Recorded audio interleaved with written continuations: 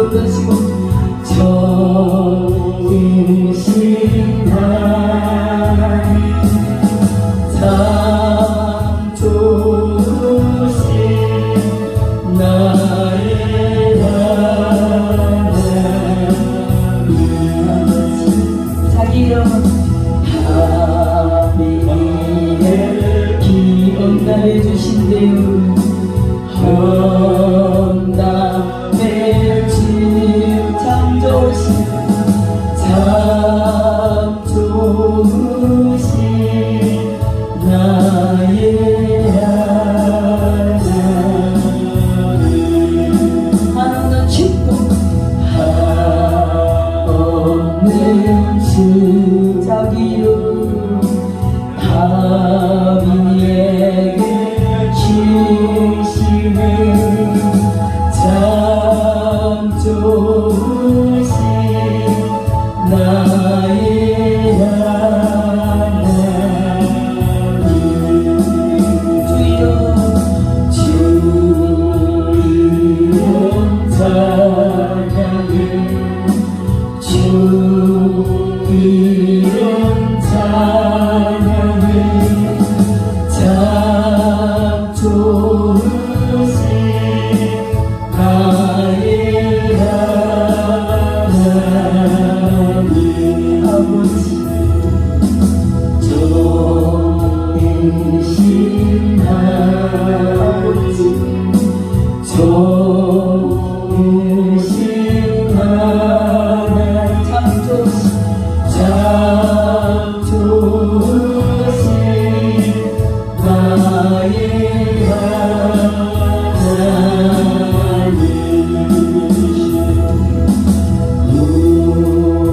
우리를 기억나게 주신다는데 헌납해 주시는 참 좋으신 나의 하나님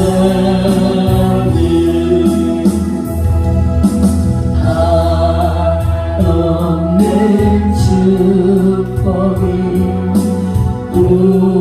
우리에게 주시는 참 좋으신 나의 하나님 아멘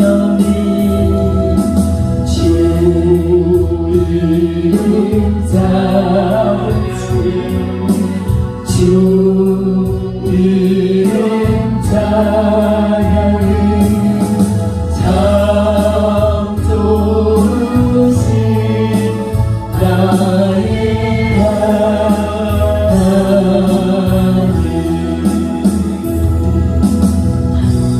할렐루야.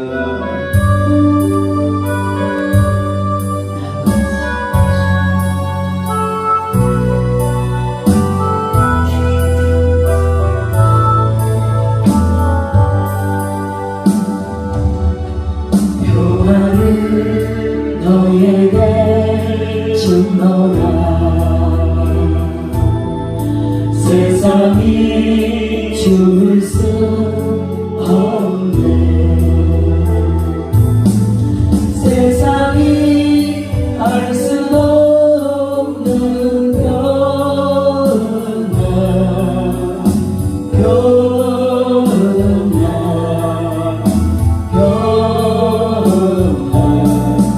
평안을 내게 주노라 평안을 너에게 주노라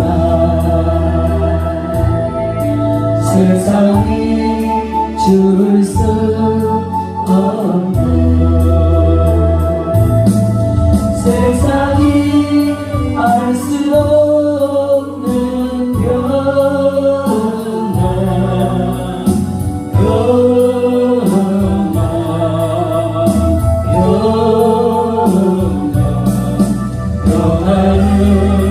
내게 주노라 사랑을 너에게 주노라 세상이 잡을 수 없는 세상이 알 수 없는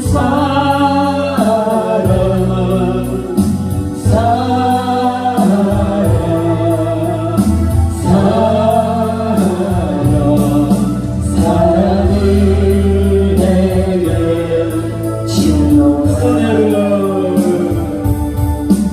은혜를 너에게 주노라 세상이 줄 수 없는 세상이 알 수도 없는 사랑의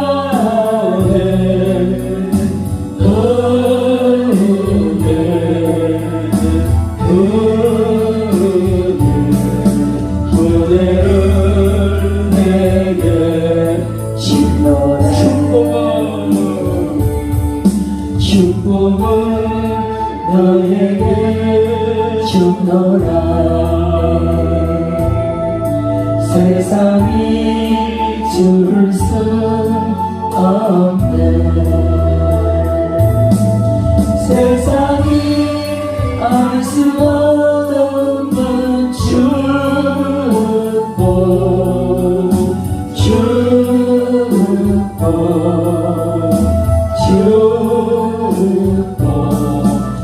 축복을 내게 주노라 축복을 다시 한번 합시다. 축복을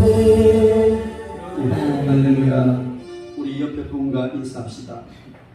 성공하십시오. 다시 한번 반드시 성공할 줄 믿습니다.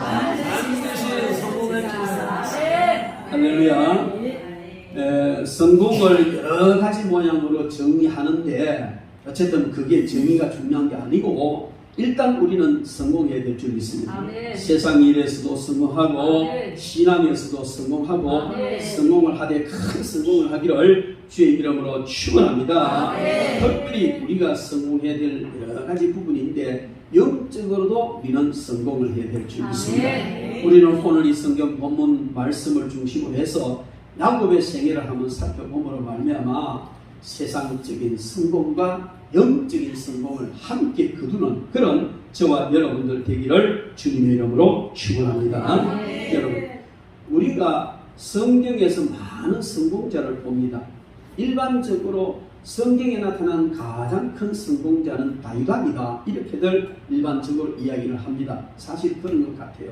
그런데 저는 그 다윗보다도 오히려 더 큰 성공을 한 사람이 있는데 그 사람이 야곱이다 이렇게 봅니다.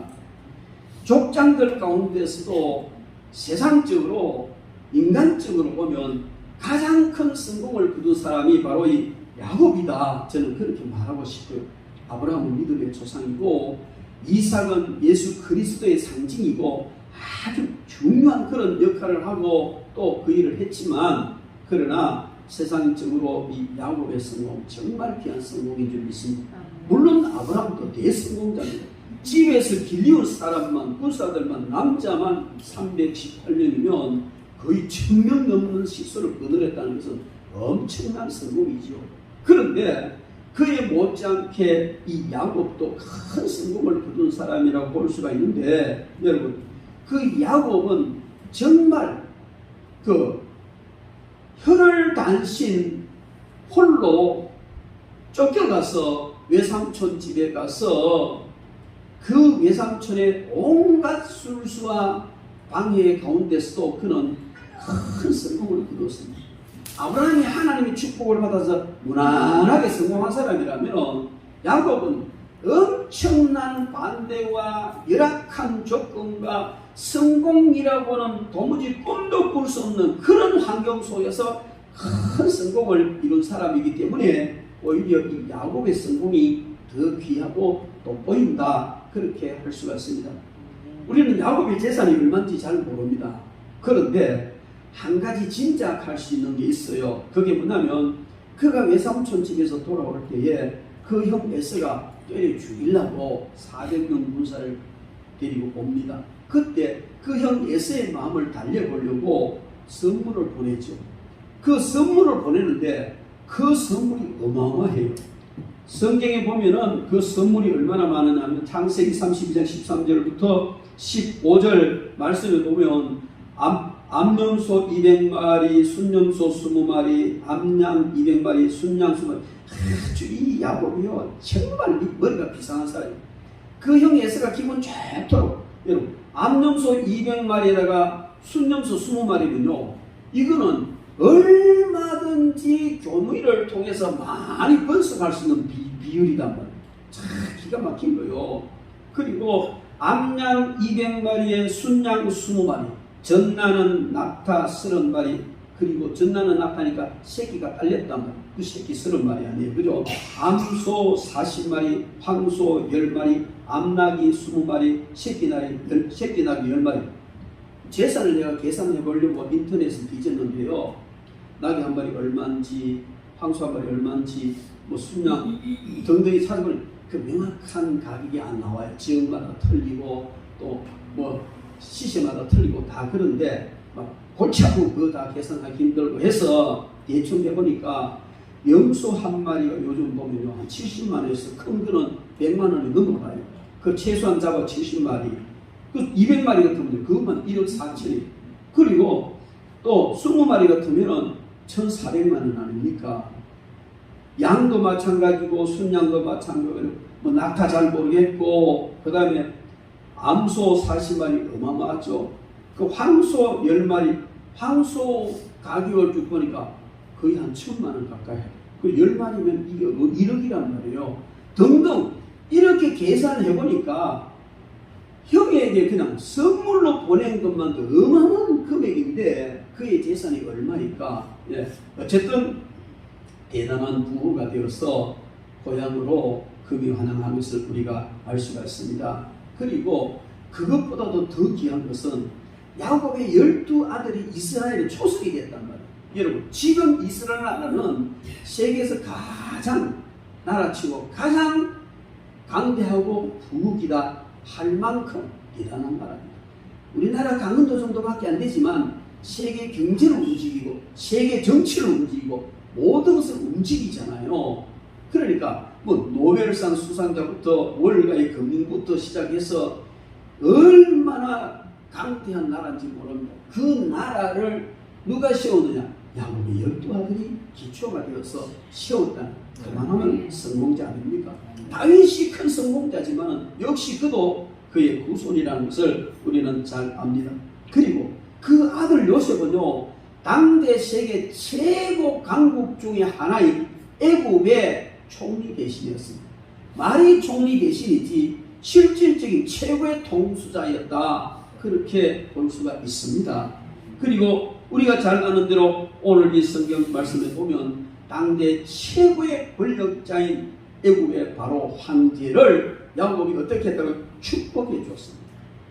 이건 대단한 거예요. 자, 그의 생애가 이렇게 해서 마무리까지 참 영화롭게 정말 인생 성공자로 어디를 내놔도 그냥 부족함이 없을 만큼 그런 큰 성공자가 야곱이다 하는 겁니다. 그렇다면 야곱은 어떻게 이렇게 큰 성공을 했을까 하는 것을 우리가 한번 살펴봐야 될 줄 믿습니다.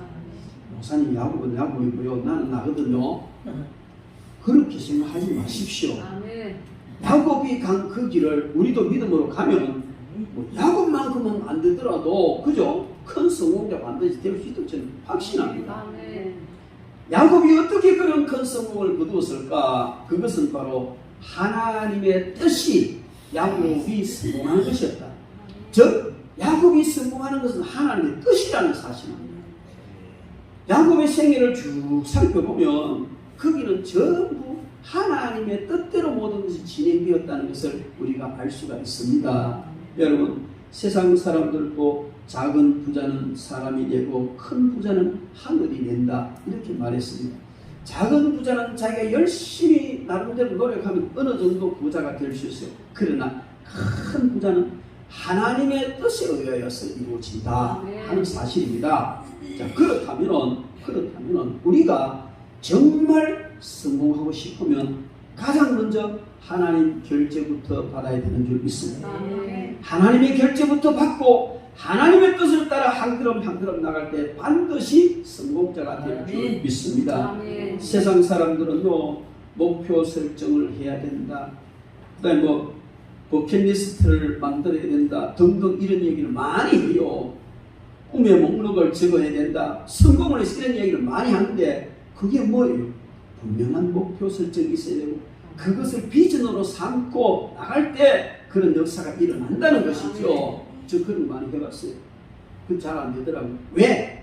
하나님의 뜻과 상관없는 버킷리스트나 꿈의 목록이나 목표 설정, 그거는 자기 욕망에 불과하다는 겁니다. 그래서 저는 항상 꿈의 목록을 적고 또 비전을 적고 또 목표 설정을 하고 버킷리스트를 작성하고 이런 걸 할 때는 하나님의 뜻을 먼저 묻어라. 하나님의 뜻을 먼저 묻고 하나님의 뜻 안에서 하나하나 기도하면서 기록한 것은 반드시 이루어질 줄 믿습니다. 그래야 진정 그리스도인으로서의 성공자가 될 줄 믿습니다. 그는 하나님 그 엄마의 뱃속에서부터 벌써 하나님의 성공자로 작정되어서 나온 사람이라는 것을 우리는 압니다. 그러나 우리는 후천적으로라도 얼마든지 하나님의 큰 성공의 뜻을 우리가 받을 수 있고 이룰 수 있는 줄 믿습니다. 여러분들도 하나님 뜻 안에서 영육 안에 큰 성공자 되기를 주님의 이름으로 축원합니다. 그리고 뜻만 정해놓고 목표만 설정해놓고 또 꿈의 목록 적어놨다고 되느냐? 아닙니다. 그것을 이루기 위하여 단계 노력을 해가야 되고 그 과정마다 한없는 방해와 어떤 그 걸림돌이 있지만은 그럴 때마다 십자군 전사처럼 불굴의 투지를 가지고 진행하는 그런 노력이 있어야 된다는 겁니다. 여러분, 하나님이 말씀하셨어도 본인이 노력하지 않으면 그건 안 이루어집니다. 에스겔 36장 37절 8절이죠. 거기 보면 하나님께서 이스라엘 백성들에게 이렇게 해주겠다, 해방시켜서 큰 은총과 복을 주겠다 다 약속해 놨습니다. 그리고 하시는 말씀이 그래도 이스라엘이 그렇게 이루어 주기를 내게 구하여야 하리라. 여러분, 우리는 그냥 하나님이 말씀하셨으니까 되겠지, 하나님의 뜻이니까 되겠지, 아닙니다. 우리가 거기에 맞는 노력을 해야만이 그 결과물이 오는 것이고, 하나님께서 언약하셔서도 우리가 간절히 큰 불굴의 투지를 가지고 기도를 할 때 하나님 앞에 응답받을 줄 믿습니다. 그래서 오늘 이 야곱의 삶을 보면요, 그냥 하나님의 뜻이지만 그냥 되어진 것이 아니고 그는요, 물러설 줄 모르는 불굴의 투지를 가지고 노력했던 것을 우리는 잘 알 수가 있습니다. 살펴보면요, 그는 뱃속에서부터 투쟁을 했어요. 야곱의 투쟁은요, 처절한 한 생애 동안의 투쟁이었는데 뱃속에서부터 투쟁했어요. 왜 했겠어요? 아브라함으로부터 약속된, 언약된 이 너무나 귀한 장자의 축복, 장자권, 이거 서로 가지려는 하는 거 아니겠어요? 뱃속에서 엄마 탯줄 통해서 들어오는 그 영양분을 내가 더 먹어야 된다. 네가 더 그것 때문에 싸웠겠어요? 저는 그렇게 보지 않습니다. 이 뱃속에서부터 둘이 싸우니까 엄마 이거가 이것들 뱃속에부터 이 모양인데 나는 오히려 걱정을 태사같이 하는데 하나님께서 거기에 대한 답을 주셨잖아요. 그거 뭐냐면 장자권에 대한 답이었어요. 여러분, 그리고 태어났는데 싸우다가 투쟁하다가 져버렸어. 그러니까 그냥 예수가 먼저 나가니까 말끔 시작했다는, 그래도 한 덩어리로 나가겠다는 것이지. 놓치기 싫다는, 포기하지 않겠다는 거 아니겠어요? 태어나서 보니까 이제 장자권하고는 상관없는 처지가 되었어요. 죽었다가 태어나도 다시 형이 될 수가 없다는 것이죠. 그럼 포기해야 되잖아요. 이건 벌써 태생적으로 결정되어 버렸어. 그러니까 가망 없어. 그럼 너 장자해. 나는 다른 방법을 못 봤지. 그게 아니었다는 거예요. 야곱에게 있어서는 오직 장자. 그래서 그 형과 팥죽한 그릇을 놓고 거래를 하잖아요. 그래서 장자권을 사는 거예요. 값을 얼마를 지불했든지 간에 정당한 가격을 지불하고 정당하게 장자권을 샀어요. 이것은 법적으로 권리를 획득했다는 거예요. 상거래나 모든 면에 있어서 정당하게 법적으로 장자권의 권리를 내가 받았다는 거예요. 이렇게 장자 명분을 확보하기 위하여 천진한 노력 투쟁을 하는 그의 모습을 볼 수가 있습니다. 그리고 그는 아버지와 투쟁, 형과만 투쟁하는 것이 아니고 아버지와도 투쟁을 하는 거예요. 이 이삭은 그냥 풍습에 따라서, 그냥 일반적인 관례에 따라서 당연히 먼저 에서가 먼저 나왔으니까 에서에게 장자권을 물려준다고 생각하고 장자권을 물려줄 특별 기도를 하는데, 야, 짐승 잡아서 요리 맛있게 해봐라. 내가 장자권 물려줄 특별 기도를 할 것이다. 그런데 여러분, 리브가가 평소에 이삭과 이야기를 하면서, 여보, 내가 뱃속에서 이 두 놈이 싸울 때 하나님을 간절히 기도했더니 하나님께서 큰 자가 작은 자를 섬긴다 하더라. 그리고 결국 작은 자가 나중 나온 이놈이 장자가 된다는 얘기 아니겠어? 여러분, 이야기 했겠어요? 안 했겠어요? 그 긴 세월 살면서 했지요. 그런데 이삭은 뭐라고 말했겠어요? 경상도 남자들 쓸데없는 소리 하겠어. 먼저 나왔기 때문에 딴소리야. 아마 이 정도로 무시해서, 그러니까 마지막에 그런 결론을 내리고 그런 행동을 하는 거예요. 그러면 이 야곱은 어떻게 되겠어요? 방법이 없어요. 이 이삭이 장자권을 물려주는 축복을 해버리면 끝나는 거예요. 그렇잖아요. 끝난다고. 그런데 거기에다가 더 위험한 짓을 하는 것은 아버지를 속여 거짓말로 변장을 해가 들어가서 이렇게 기도받다가 이런 봐라, 아주 나쁜 놈이네. 에서에게 한 것처럼 너는 복에서 떠나고 칼을 부지로 살고 그냥 복에서 떠난 자 되어버리라. 끝나는 거예요. 축복이 그거 없단 말이에요. 이런 위험을 감수하고 오히려 아니면 더 험악한 그런 저주를 받을 수도 있는데도 불구하고 그는 그 모든 것을 감수하고 그냥 들어가서 축복을 받아내잖아요. 여러분, 이 대목에서 우리는 많은 사람들이 성경을 잘못 가르치고 우리가 오해하는 것이 굉장히 많습니다. 많은 사람들이 이렇게 설교를, 야곱은 간사한 사람이다. 그 이름이 야곱이지 않느냐? 맑고 치를 찾은 자가 아니냐? 형을 속이고 아버지를 속여가지고 장자권을 그냥 쟁취해가 사기꾼 같은 사람이다. 아주 간사하고 속이기를 잘하는 이런 사람이라고 야곱을 폭평합니다. 그 성경을 바로 본 것이 아니고 껍데기만 본 거라는 말이에요. 제가 여러분들한테 한 가지 물어봅시다. 장자권이 에서의 것이에요? 야곱의 것이에요? 누구 거예요? 네? 대답해봐요. 야곱 맞아요? 그럴 수 없으면 되지. 안 그래요? 자기 것을 자기가 되찾아간 거란 말이에요. 에서의 것을 뺏어간 게 아니고 자기 것을 투쟁해서 바로 찾아갔단 말이에요. 더 확대시키면 하나님의 뜻을 하나님의 뜻답게 이루어지도록 처절한 투쟁을 하면서 바로 잡아가는 거예요. 그게 왜 사기입니까? 그게 거짓입니까? 아니랍니다. 우리는 우리 주에 많은 어떤 일들을 보면 되어진 일만 보고 결정을 잘못하는 게 너무 많아요. 그 이면에 어떤 이유가 있는지, 왜 이런 일이 일어났는지, 그리고 그 일이 일어난 것 가운데서 하나님의 뜻이 무엇인지 우리는 정확하게 봐야 돼요. 그냥 되어진 일만 보고 그런 나쁜 놈이네, 그 사람 나쁜 사람, 그렇게 섣불리 판단하면 안 된다는 겁니다. 여러분, 야곱은 간사해서 형을 속이고, 야곱은 사기꾼 기질이 있어서 아버지를 속이고, 그래가지고 장자권, 형의 장자권을 그냥 사기치듯이 그냥 몰래 갖고 갔다, 속여 갖고 갔다. 아니에요. 성경 어디를 찾아봐도 그랬다는 증거 찾을 수 없어요. 안 그렇습니까? 그런 내용이 어디 있습니까? 성경에. 없어요. 그의 행위는 그런 것 같지만 사실 성경을 다시 들어보면 하나님께서 장자권을 야곱에게 주셨는데 이 에서는 그 장자권을 팥죽 한 그릇의 가치만큼도 인정하지 않았어요. 가질 자격이 아예 없는 사람이란 말이에요. 그리고 이삭은 하나님의 뜻을 사그리 무시하고 자기의 풍습과 관념에 따라서 하나님의 뜻을 거스리는 잘못을 행했단 말이에요. 이것을 야곱이 바로잡은 거예요.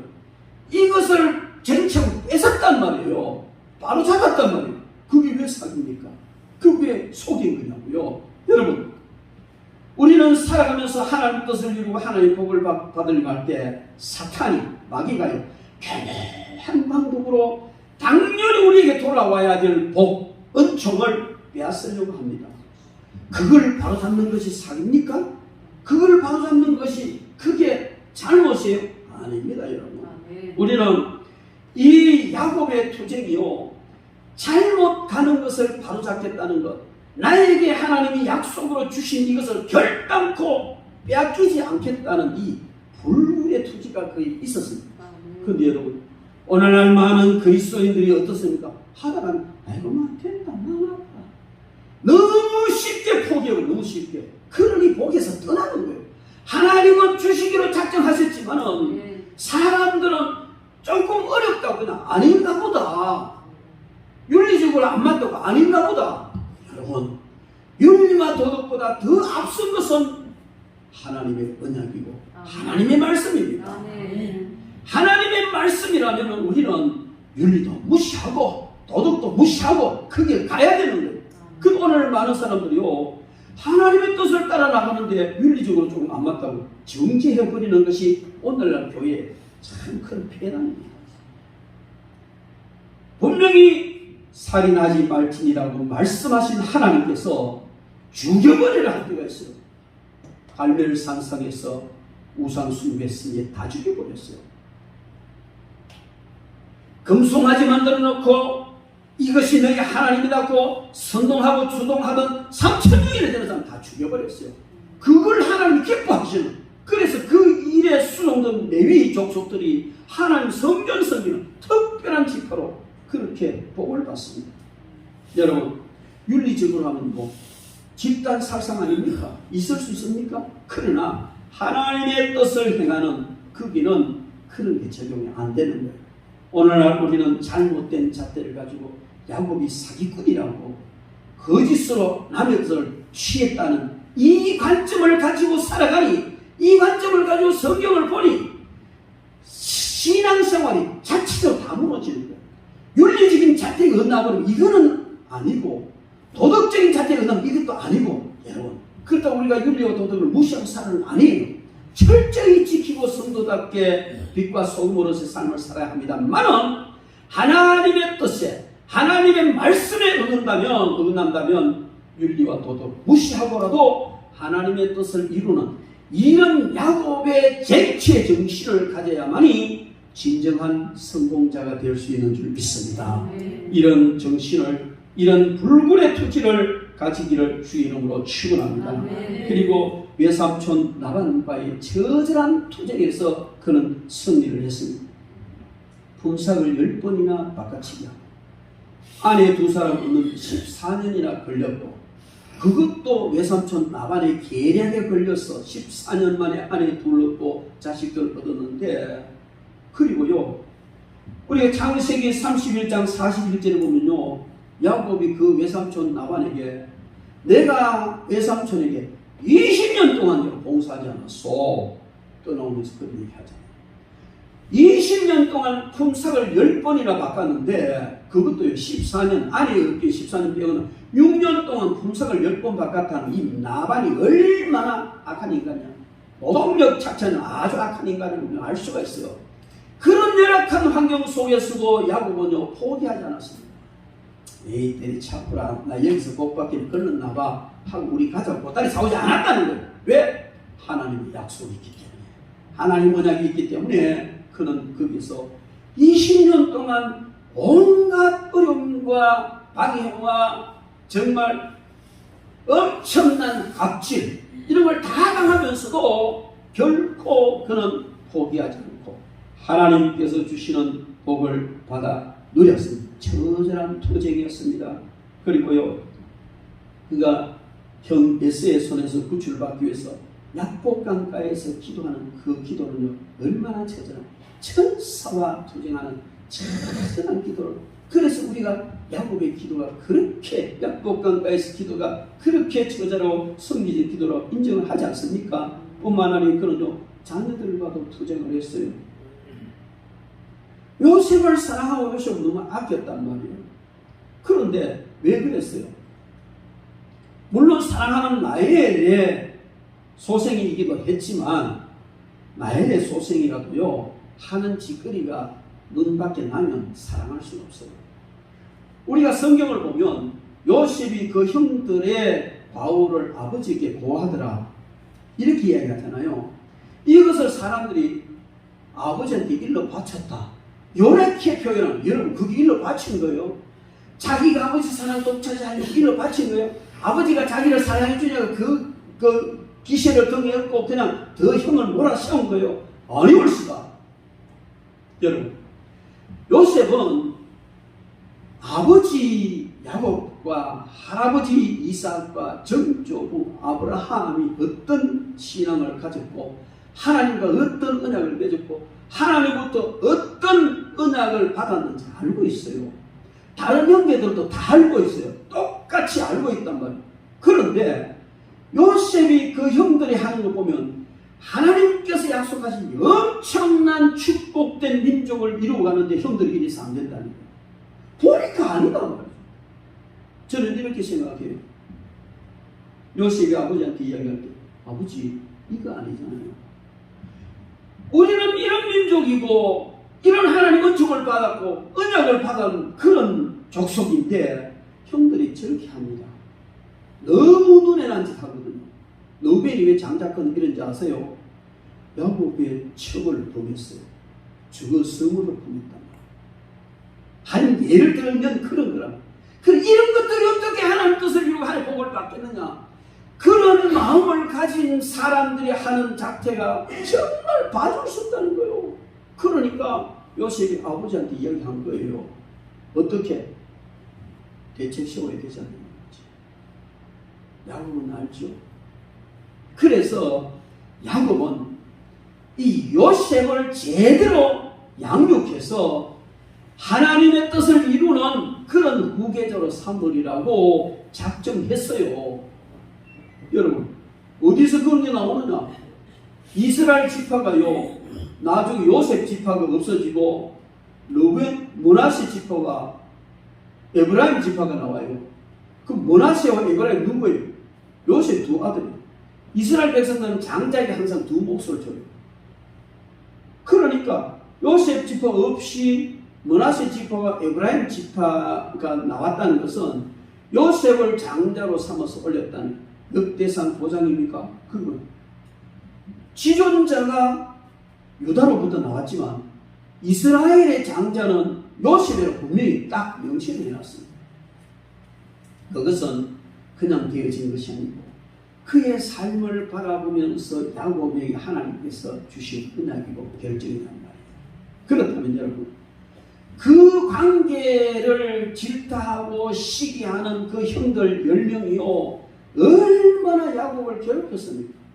심지어 요셉을 죽여가지고 그냥 버리자 하다가 그거 안 되니까 팔아먹어버리고 요셉 죽었다고 그 아버지에게 양의 피를 묻혀가지고 요셉 오다니냐고. 여러분, 자식이 이렇게 아버지를 속이고 이런 10명의 자식들 탐방울에서 야곱은 얼마나 힘이 들었겠냐. 그래도 그는 포기하지 않았습니다. 끝까지 그 자녀들을 그냥 믿음으로 양육해 갔던 것을 우리는 봅니다. 여러분, 우리가 야곱이 받은 이런 여러 가지 투쟁, 야곱이 한 이런 여러 가지 투쟁 중에 한 가지만이라도 제대로 한다면 저는 성공할 수 있다고 봅니다. 가정에서 하든지 형제간에 하든지 그냥 거래에 대해서 하든지 어떤 그게 한 가지만 제대로 우리가 처절한 투쟁을 해도 우리는 승리할 수 있다고 봅니다. 그런데 여러분, 과연 우리는 그런 철저한 투쟁을 하면서 살아왔는지 아니면 너무 쉽게 포기해버리지 않았는지. 여러분, 이것은요, 사업에도 마찬가지입니다. 믿음에도 마찬가지입니다. 치료받는 데도 마찬가지입니다. 깊은 영성을 가진 데도 마찬가지입니다. 결코 쉽게 포기하는 자는 이룰 수가 없습니다. 여러분, 믿음은 이루어질 때까지 믿는 거예요. 믿음은 믿어질 때까지 믿는 거예요. 끝까지 우리는 이 영적 투쟁을 해야 될 줄 믿습니다. 그리고 마지막으로 우리가 요셉이 성공한 아주 중요한 비결 중에 하나는 바로 그의 영성이었다 하는 사실을 볼 수가 있습니다. 이 야곱의 영성은 대단한 겁니다. 우리 그리스도인들은 영성이 강해야 돼요. 아멘. 영성이 강해야만이, 영성이 거룩해야만이, 영성이 깊어야만이 성공을 합니다. 아멘. 어떤 사람이 그렇게 말해요. 목사님, 저렇게 예수 잘 믿는데 왜 저렇게 지지리 봉산 떨고 삽니까? 그렇게 물어요. 그럼 저는 그 사람 둘 중에 하나다. 그 사람의 믿음이 외식적이거나 엉터리든지 그냥 사람 앞에 잘 믿는 것이 보이지만 하나님께서 보셨을 때는 그 믿음이 신창든지 아니면 세상적인 재물 얻을 능력이나 그런 지혜가 모자라든 둘 중에 하나다. 여러분, 재물 얻을 능력을 가지고 영성이 깊으면 성공 못할 수가 없습니다. 하나님은 너무나 공평하신 분이에요. 그래서 하나님을 믿지 않는 자라 할지라도 햇빛과 비와 전파와 공기와 똑같이 줍니다. 도둑은 논에는 비 안 오고 예수 믿는 사람 집에 비 오고 이런 거 안 해요. 하나님은 똑같이 주셔요. 똑같이 햇빛 주시고 비를 주시고 공기 주시고 엄청나게 놀라운, 너무너무 놀라운 이런 자원을 마음껏 주셨는데 모든 사람들에게 똑같이 주셨어요. 근데 하나님을 믿지 않아도 이런 걸 잘 활용할 수 있는 지혜를 가진 사람은 그거 활용해서 부자 되는 거예요. 눈에 보이지 않는 전파를 활용해서 황금알을 낳는 거위라는 전파사 해서 성공하잖아요. 이런 게 얼마나 많은지 모릅니다. 하나님은 모든 세상 사람 다 사랑하시고 공평하시기 때문에 자연 은총은 누구든지 마음껏 활용할 수 있도록 해두었어요. 그런데 크리스찬이라 할지라도 열심히 하나님을 잘 믿고 바로 믿는 사람이라 할지라도 그런 지혜가 모자라면 물질 축복 세상에 성공하는 거리가 멀어질 수가 있습니다. 여러분들은 그 지혜를 달라고 기도하십니다. 그리고요, 진정한 성공은, 그리스도인의 진정한 성공은 그런 지혜와 그런 은총 위에 하나님의 은혜를 덧입어야 될 줄 믿습니다. 그것이 영성입니다. 영성에 의해서 하나님의 은혜를 덧입게 되고 그 은혜를 덧입으면 되는 거예요. 여러분, 세계적인 대부호들을 보십시오. 우리나라를 그냥 이 조그마한 이 우리나라만 보지 말고 세계적인 틀에서 정말 아름답게 성공한 사람 보시면 그리스도인들이 많습니다. 하나님께로 지혜를 받고 철저히 믿음으로 살아요. 예를 들면 노펠러 같은 사람 아니에요. 그 믿음이 얼마나, 저 들은 얘기인데 확인을 못했습니다. 11조 계산하는 지금은 30명이라는, 나는 11조 계산하는 지금 하나만 있으면 원한이 없겠습니다. 여러분, 하나님께서 주신 지혜를 최대한 활용하고 깊은 영성을 가지고 주님과 밀접한 관계를 하면서 영적으로 승리하면 성공자가 됩니다. 야곱의 영성, 우리는요 얼마나 깊은 영성인지 모릅니다. 그는 복중에서 형과 겨루는 이런 영성이었어요. 제가 여기서 영성이라고 하니까 뭐 색다르게 해석하는가 그렇게도 생각할 수 있겠지만은, 여러분, 배 속에서 투쟁하는, 처음에 제가 말씀드렸습니다. 왜 투쟁했겠어요? 영적인 문제 아니에요. 장자권 문제라고 저는 생각합니다.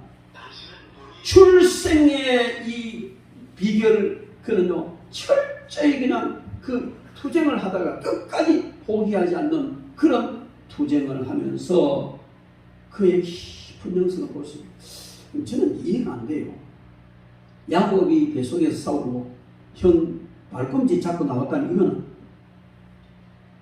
생물학적으로나 어떤 산부인과적으로 보면 이거 어떻게 해석해야 돼? 뭐 어찌하다 이렇게 하면 붙어 나왔겠지. 뭐 그렇게 생각하면 쉽습니다만은 그거 아니거든요. 그건 아니잖아요. 그렇다면은 그게 비밀한 영적인 게 있습니다. 하나님의 은혜과 여러분, 이것은 놀라운 것이라고 볼 수 있는데, 사실 우리는요, 이 출생과 신앙의 연조 굉장히 중요해요.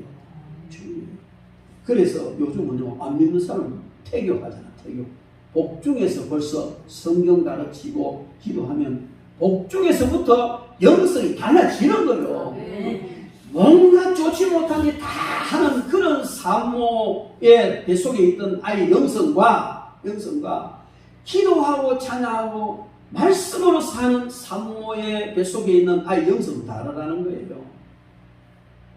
이렇게 그런 뱃속에서부터 아주 그냥 귀한 영성을 소유했던 사람인데, 우리는 정말 너무너무 중요한 것은 자녀들의 영성까지도 고려하는 겁니다. 정말 중요해요. 저는 걱정이 많이 돼요.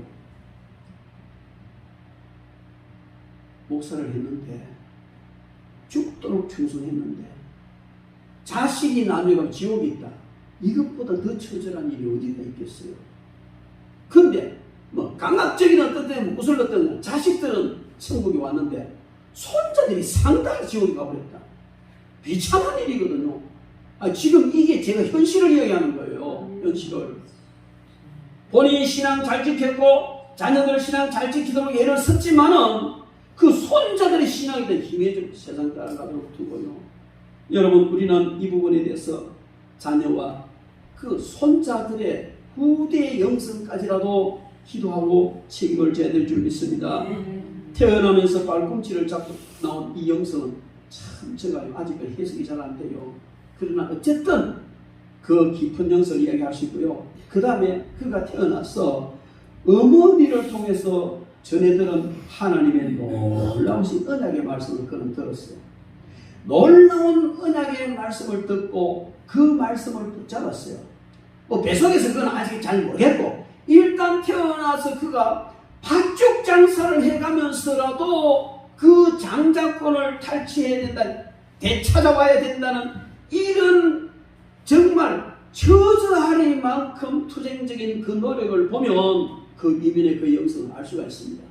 늘 어머니 옆에서 어머니의 말을 듣고, 그건 뭐예요? 그냥 마마보이가 아니에요.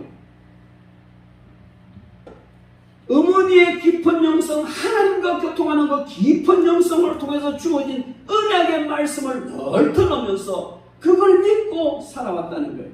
여러분, 모든 깊은 영성은 하나님의 말씀에 근거를 해야 되는 거예요. 말씀 떠난 영성은요, 무당됩니다. 샤머니즘 되는 거예요.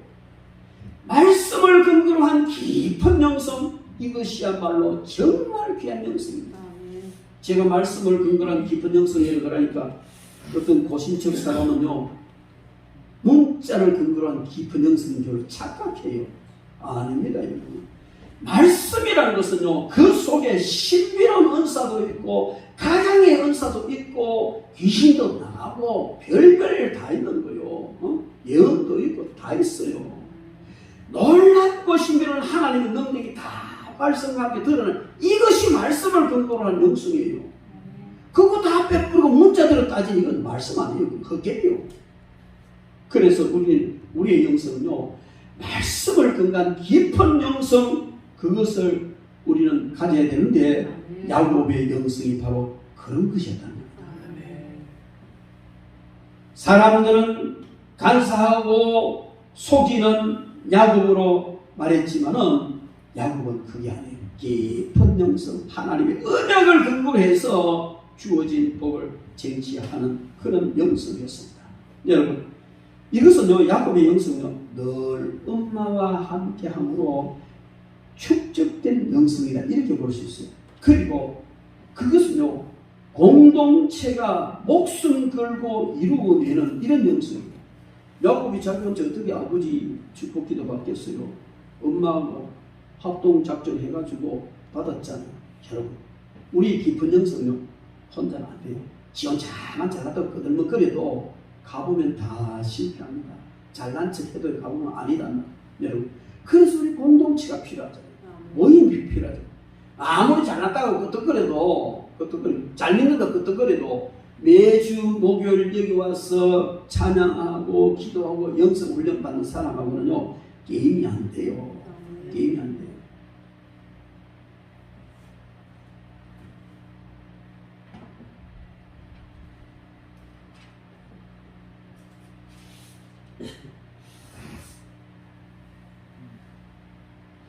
고린도전서 2장 15절 제가 읽어드리겠습니다. 신령한 자는 모든 것을 판단하나 자기는 아무에도 판단을 받지 아니하니. 도대체 무슨 소리?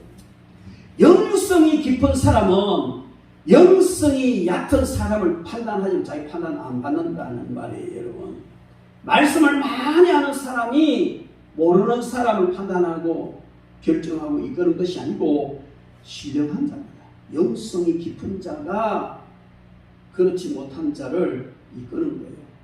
여러분, 우리는 정말 이것을 위해서 공동체 영성 훈련이 필요한 거예요. 모이는 것이 필요하단 말이에요. 영성 훈련이 필요한 줄로 믿습니다. 그리고 그러므로 우리는요 늘 육적인 사람과 같이 하면 그의 영성도 육적인 영성이 됩니다. 영적인 사람과 늘 같이 하면 그의 영성이 정말 바람직한 영성이 되는 거예요. 여러분, 잔머리 계속 굴리는 사람 친구 옆에 두고요. 자기도 모르게 어느 날 보면 잔머리 굴고 앉아있어. 바리새인같이 그렇게 말씀 많이 한다, 신학적으로 이러니 오래 따지는 그런 사람하고 같이 있으면요 나중에 자기 그렇게 돼 있어요. 영성하고 상관은, 하나님 뜻하고 상관없는 문자 성도가 된단 말이에요. 그러나 깊은 영성을 소유한 사람과 함께하고 살다가 보면 깊은 영성을 소유하는 거예요. 예수님께서 제자들에게 뭐 학교 만들었어요? 신학 커리큘럼 짜가지고 가르쳤어요? 없어요. 교회도 안 지었어요. 그냥 들어오대요. 꽃봐라, 새봐라, 강 건너고 그냥 호수 건너고 삶을 통해서 그들 훈련시켰어요. 이게 뭔지 아세요? 누구와 함께 하느냐가 그렇게 중요하다는 겁니다. 야곱은 에스와 달리, 에스는 꼴딱이같이 돌아다녔지만 야곱은 그 어머니 깊은 영성을 소유한 언약의 말씀에 근간 깊은 영성을 소유한 그 어머니와 함께 늘 지남으로 그 역시 깊은 영성을 가졌다, 이렇게도 볼 수가 있습니다. 그리고 베델에서 본 야곱의 영성을 우리는 짐작할 수가 있습니다. 여러분, 야곱이 베델에서 꿈을 꾸었어요. 사각다리가 생겨나고 천사들이 오르락 내리락 하고 놀라운 꿈을 꿨습니다. 이게 바로 소위 말하는 영몽이죠. 태몽, 아이 낳는 태로, 개태자, 태몽이 아니고 개꿈이 아니고 영몽이란 말이에요. 여러분, 그런데 우리도 요 영몽, 영적인 꿈 많이 꿉니다. 그런데 많은 사람들이요 하나님께서 영적인 꿈을 주셔도 이게 뭐지? 야, 이 집사, 내가 어젯밤에 잤는데 사각다리가 쫙 하늘로 올라가더라. 그러면 천사들이 왔다 갔다 하는 음성을 주시게. 이게 뭐지? 그래, 야, 그 꿈, 그 대단한 꿈이네. 야, 그 특별한 꿈인가 보다. 그래, 그렇죠. 그 특별한 꿈 맞지, 그지? 맞아. 야, 기분 좋은데. 그걸로 끝나. 그걸로 끝나잖아. 여러분, 야곱이 그 아무도 없는 들판 베델에서 자다가 이런 꿈을 보고 깼어요. 야, 이게 뭐지? 물론 하나님 지켜주시겠다고 다 하시는데 그냥 꿈이잖아. 꿈이잖아. 하나님 언약의 말씀을 하셨는데 꿈이잖아. 그렇죠. 내가 왜 이런 꿈을 꿨지? 하고 중얼중얼 하면서 외삼촌 집으로 갔습니까? 아닙니다.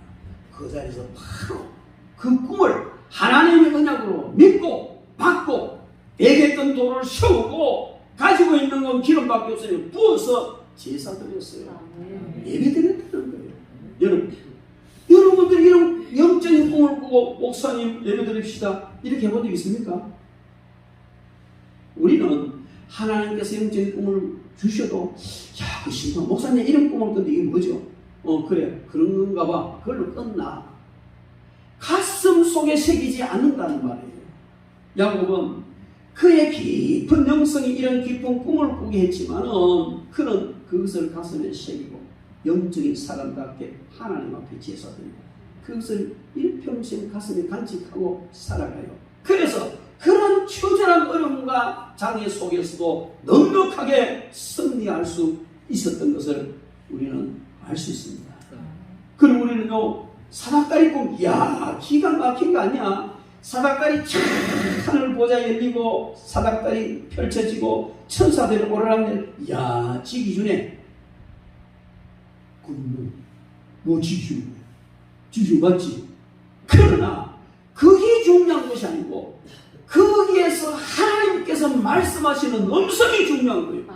주신 언약이 중요하단 말이에요. 우리는 어떤 특별한 꿈을 꿨을 때 하나님이 이 꿈을 통해서 나에게 어떤 언약을 주시는지를 붙잡아야 되는 줄 믿습니다. 이렇게 야곱은 깊은 그런 영적인 꿈을 꾸는 영성을 가진 사람입니다. 그리고요, 그가 재산을 모을 때 보면 정말 신비롭게 모았어요. 창세기 30장 37절부터 39절 말씀에 보면은 야곱이 버드나무와 살구나무와 신풍나무에 푸는, 신풍나무 플라타나스 나무 아니겠습니까? 신풍나무 푸는 가지를 가져다가 그들의 껍질을 벗겨 흰 무늬를 내고 그 껍질 벗긴 가지를 양떼가 와서 먹는 개천의 물구유에 씌워 양떼를 향하게 하매 그 떼가 물을 먹으러 올 때에 새끼를 뱀이 가지 앞에서 새끼를 뱀으로 얼룩얼룩한 것과 정이 있고 아름다운 것을 낳은지라. 이 성경을요, 생물학자는 그걸 가지고 뭐 신풍나무에 성분 어째 물에다 떠내려가 벌써 그런 성분이 뭐 있다고. 어떤 심리학자는 그래 얼룩얼룩한 걸 봤으니까 그걸 보면서 교미를 하면 그런 게 나올 확률이 많다. 그럼 비실비실한 것도 그거 쳐다봤으니까 그거 나와야 되지. 왜 건강 튼실한 것만 그게 나오냐고. 별별 해석을 하고 다 하지만은 다 그거는 엉터리요. 그 있을 수 없어요. 여러분, 이 사건은 아무런 그런 과학적 근거도 없고 생리적인 근거도 없고 심리적인 근거도 없어요. 없어요. 어떻게 설명을 해도 과학적이나 이런 걸 설명하면 다 답이 안 나와요. 그건 뭐예요? 그것은 바로 야곱과 하나님의 깊은 영적 교통을 통한 영성에 의한 하나님의 기적적인 축복이란 말이에요. 그 해석에는 해석이 있을 수 없어요. 어떤 해석을 가지고 와봐요. 하나도 합당치 않습니다. 이것은요, 그렇게 그냥 무시를 당하고 갑질을 당하면서도 하나님의 언약 붙들고 믿음으로 살아가는 그 야곱, 밀접하게 하나님과 연관된 그 야곱의 영성을 하나님께서 인정하시고 그 영적 관계에서 그래, 네가 무슨 일을 하든지 내가 책임지마. 그런 감동 받았겠죠. 가만히 있으면서 하나님 해주시기보다도 뭔가 몸부림친단 말이야. 그러니까 하나님은 그래, 저놈이 저렇게 몸부림치니까 알았다. 튼실한 놈들 와서 막 한때는 다 그냥 눈물이 붙이고 비시비시한 것만 까면 그냥 단식으로 나오게 하고 하나님의 기적이에요. 깊은 영성 속에서 나온 하나님의 놀라운 축복입니다. 우리가 성공하려면요, 이렇게 영성이 깊어야 돼요. 하나님과의 깊은 영성이면 부자도 되고 병도 낫고 성진도 하고 회사도 잘 되고 이것이 우선이에요. 하나님과의 관계, 하나님과의 관계가 최우선이에요. 여러분, 그러므로 우리는 야곱의 영성을 통해서 때로는 너무 비과학적, 너무 비성경적인 것 같고 너무 과학적으로나 상식적으로 안 맞는 것 같아도 하나님의 언약이면 하나님의 뜻이면 가야 될 줄 있습니다. 바울 사도가 천막 만들 때 사용했던 앞치마, 그게 뭘 아무것도 아니고 그걸 환자에 던지니까 환자가 병나버리잖아요. 그래서 우리 박 목사님이 늘 가지고 다니는 손수건을 환자에 탁 던지면서 치료될지다 이하면 모든 사람들이 거의 대부분 박 목사 이상하다, 저 이단 아니야 이래 이야기해요. 왜? 바울 사도는 하면 이단 아니고 박 목사는 그걸 하면 이단인 거야. 왜 네가 바울 사도냐? 여러분, 그렇지 않습니다. 성령님은 바울 사도를 쓰셨고 우리 박 목사를 쓰셨고 저를 쓰셨고 여러분도 쓰시는 거예요. 성경은요, 주님께서 항상 우리 사람의 눈높이에 다 맞춰놨어요. 눈높이. 그러면 그런 역사는 지금도 일어나야 되는 거예요. 사도 요한은요, 예수님이 행한 일을 낱낱이 기록하자면 이 세상도 기록물을 두개 부족하다 했어요. 구원 없고 우리가 하나님 뜻을 행할 가장 핵심적인 텍스트만 갖추려는 성경이 아니에요. 성경이 없다고 이단이다. 성경이 없으니까 아니다. 그런 옹졸하고 우울한 개구리 같은 그런 생각을 가지고 어떻게 그 크신 우주를 지으신 우주를 품고 계신 하나님을 알 수 있으면 섬길 수 있느냐는 것이죠. 여러분, 우리는 이제 그걸 다 뛰어넘어야 돼요. 그냥 그 억지로 야곱이 그냥 나무 껍데기 비켜가지고 시원한 걸 갖다가 인간적인 머리로 풀어보려고 하는 게 이 무식한 인간의 머리를 풀어내 머리가 빡빡하게 아픈 거예요. 왜 그래요? 그냥 하나님께서 깊은 영적 관계를 가진 야곱에게 복을 주신 건데 너무나 간단하고 명확하게 설명되는 걸 왜 그렇게 복잡하게 했어요? 왜 그래 복잡해요? 하나님의 능력을 인정하기 싫으니까, 하나님의 영적 교통을 인정하기 싫으니까 인간의 예를 가지고 그렇게 골머리 썩히는 거예요. 여러분, 우리는요 하나님께서 하신 걸 인정하면 쉽습니다. 우리가 지루하잖아요, 그죠? 그냥 뭐 아까 죽겠는데 방금 손을 기대고 금방 났을거예요. 그럼 할렐루야. 하나님 방법을 통해서 역사하셨구나. 감사합니다. 감사함을 올려드리고 그럼 그 해결 다 됐어. 근데 그게 어제부터 조금 풀리긴 풀립니다. 양통머리 없는 소리 아니에요. 왜 인정 안 해요? 그걸 사람 어떻게 기도해주고 싶겠어요? 내가 건강식품처럼 그걸 먹었지만 그럼 맨날 그거 잡사 그러면 그 잡사 왜 안 났어? 내가 운동을 좀 시간에 열심히 했더니 그렇게 운동을 나는데 왜 병이 왜 걸려? 하나님께서 역사하셨으면 재빠르게 인정하세요. 그럼 감사하세요. 그래 하나님 계속 역사하실 거 아니에요? 그래 방법에서 계속 기도해 줄 마음이 있을 거 아니에요? 여러분, 우리는 하나님 앞에 살아가면서 하나님께서 과학적으로도 생리적으로도 심리적으로도 윤리적으로 그 어떤 것으로도 맞지 않지만은 하나님 역사하시고 그렇게 역사하신 하나님을 인정하는 믿음이어야 된다는 이게 영성이에요. 그리고 이 정말 쥐꼬리만큼 들은 서글픈 지식 성경 가지고 다 자질해가지고 이러니 저러니 저 신학들 저 신학 전공했어요. 그러니까 이래 보면 저건 아닌데 이건 아닌데 정확하게 볼 수 있어요. 또 그것도 상담도 해줬고요. 그런데 어느 날요 깊은 기도의 자리에 들어갔는데 하나님께서 나는 쓸 수가 없다. 내가 너를 쓰고 싶지만 쓸 수 없어. 성령께서 왜 못 쓰느냐? 왜 하나님 제가 얼마나 믿음으로 살고 얼마나 빠르게 살라고 물론 형편과 처지가 따라주지 않아서 실수도 했고 실패도 했고 하나님 것이 합당하지 못한 짓도 했습니다만 다 회개하고 정말 믿음으로 살려고 오늘 까지 살아왔습니다. 근데 왜 저를 못 쓰십니까? 네 자아가 얼마나 딱딱하든지 야자 껍데기 같고 호두 껍데기 같고 쓸 수 없다는 그 쓰는 게 하는 지식 가지고 그 오묘한 성령의 역사를 다 자질해가지고 이거는 아니니 맞니 성령의 역사가 아니느니 오르느니 경상도 말로 성령께 더러워 앵꼬고 죽겠다 이놈아. 그래서 그 같아. 얼마나 가정스러우냐고요. 얼마나. 그거는 그래 신사예요. 성령께서 역사하시는데요. 자기 모른다고 목사 절제하고 소수 막 대가지고 뿌리가지고 막 성령이 불 다 꺼버리고 그러니 무슨 역사가 일어나요? 여러분, 우리는 정말 야곱의 신비로운 축복, 영적인 축복에 근거한 하나님의 부어주시는 축복이었어요. 이걸 인정해야 돼요.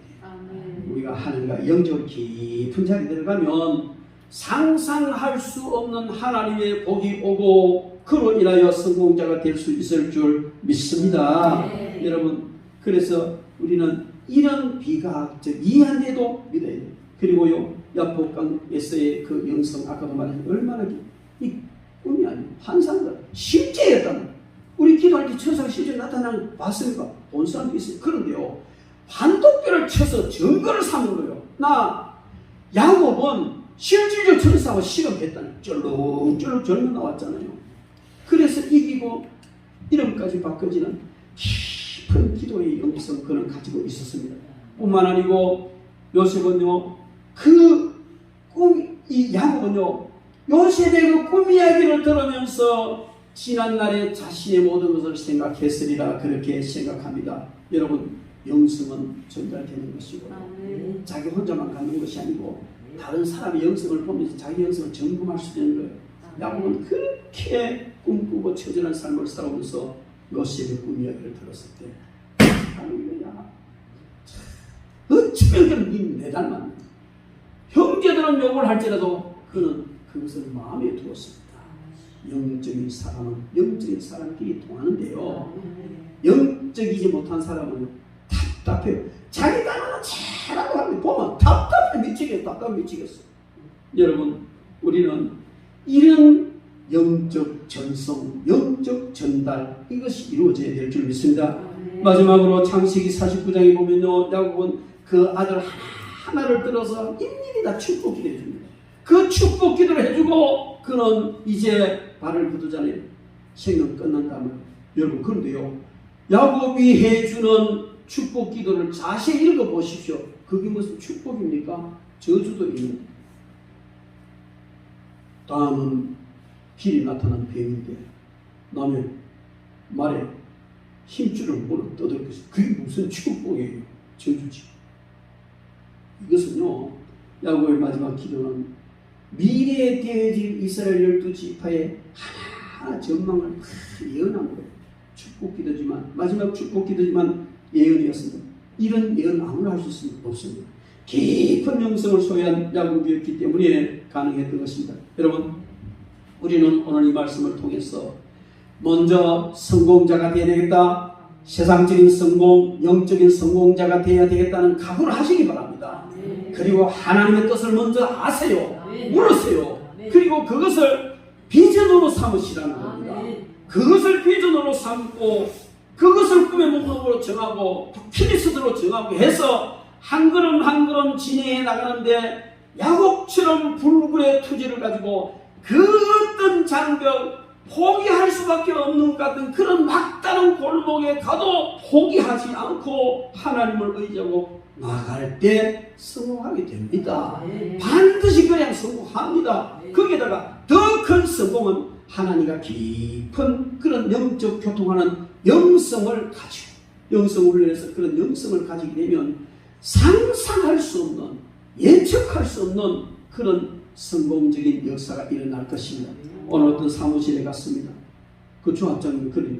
6개월 동안 해도 안 풀릴 일이, 이 세상 일을 얘기하는 거예요. 사업이 하나님 앞에 하나님이 영감을 딱 주신 몇 초 만에 풀려버렸다는 거죠.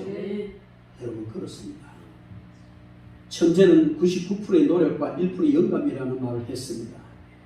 하나님께서 주시는 깊은 영성 속에서 주시는 그 영감, 그것이면요 99%의 자세한 노력보다 더 앞설 수 있습니다. 이것은 바로 우리 영성을 통해서 일어나는 줄 믿습니다. 하나님으로부터 깊은 영성을 받고 그분의 노력함으로 진정 참된 성공자로 세상적으로도 신앙적으로도 성공하는 그런 저와 여러분 되기를 주님의 이름으로 축원합니다. 기도하겠습니다.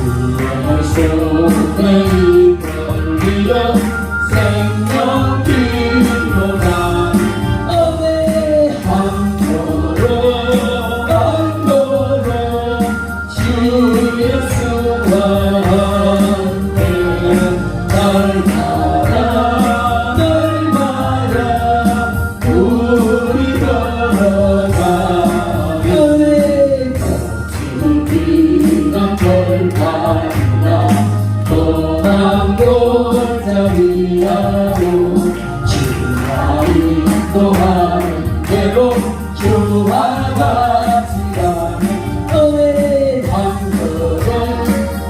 걸음 주 예수와 함께 날마다 우리 걸어가리 성지자에도 같이 우리를 또 전부에 올라갈 때까지 주와 같이 엉걸음 주 예수와 함께 날마다 우리 걸어가리 주와 같이 길 가고 즐거운 일 하시고 우리 걸어가신 발자취를 한 걸음 주 예수와 함께 날마다 우리 걸어가리 우리 나이가 우리 일어나는 시로 손을 떨리며 생명길로 가며 한 걸음 주 예수와 함께 날마다 우리 걸어가리 주님은 별까지와 또한 골짜기라고 또한 주와 같이 가는 한 걸음 주 예수와 함께 날마다 우리 걸어가리 선지자의 같이 우리를 쉬고 올라갈 때까지 주와 같이 걷겠네 한 걸음 주 예수와 함께 날마다 우리 걸어가리. 할렐루야. 주님께서 여러분들의 문제를 해결하시고 성공자가 될 줄 믿습니다. 여러분들의 간절한 기도를 들으심으로 응답됨으로 성공자가 되게 하실 줄 믿습니다. 이 시간 여러분들의 기도 제목을 놓고 하나님 간절히 기도합시다. 기도할 때 하나님께서 역사하실 줄 믿습니다. 다 같이 동성으로 기도하겠습니다. 주여